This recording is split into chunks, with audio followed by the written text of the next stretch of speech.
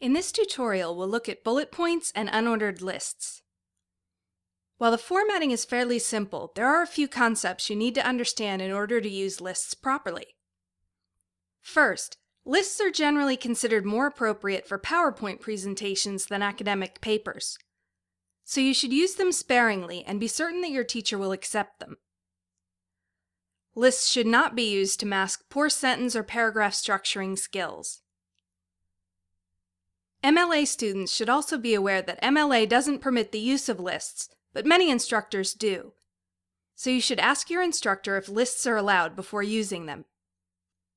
For this tutorial, we'll follow the guidelines for APA formatted lists. Lists are essentially a way to present sets of information that are too complicated to be placed in a single sentence, but have too much in common to be separated into different sentences. The most common reason to use a list is when you're presenting 3 or more phrases that all share the same subject and verb. Each phrase in the list should be parallel to the others, which is a way of saying that each item should relate to the subject and verb in the same way as every other item. Here's an example of a list that lacks parallelism.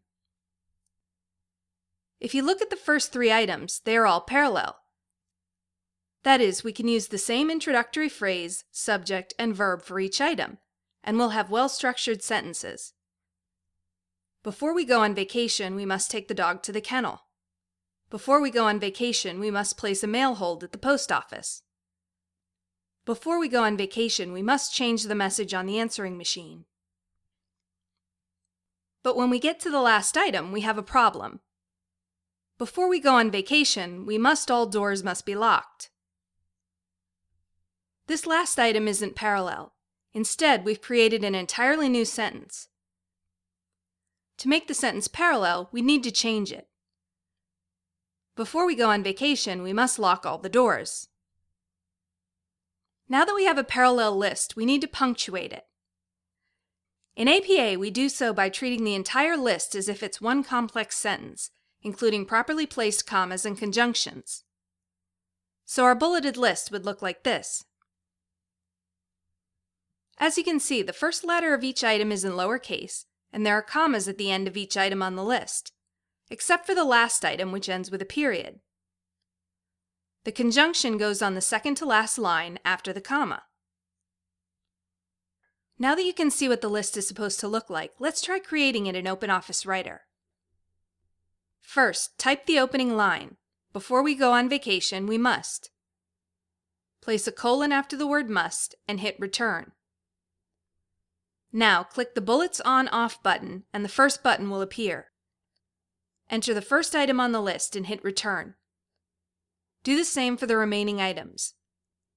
After you enter the last item, hit return and click the Bullets On/Off button again. And you have a bulleted list. There is one more thing you can do with bulleted lists, but first I want to caution you that in the vast majority of cases, you should stick with the standard bullet point. However, you can change the appearance of bullets if you're creating something like a brochure and want some additional options.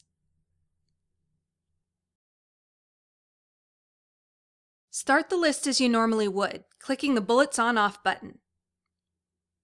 Then select Format from the menu bar and click on Bullets and Numbering from the drop-down menu. In the box that appears, click on the Bullets tab. Choose the style you want and click OK. When you're finished with the list, click the Bullets On/Off button again. Each time you switch off the bullet option, the bullet format defaults back to standard round bullet points. And that's it. Thanks for joining me for this tutorial.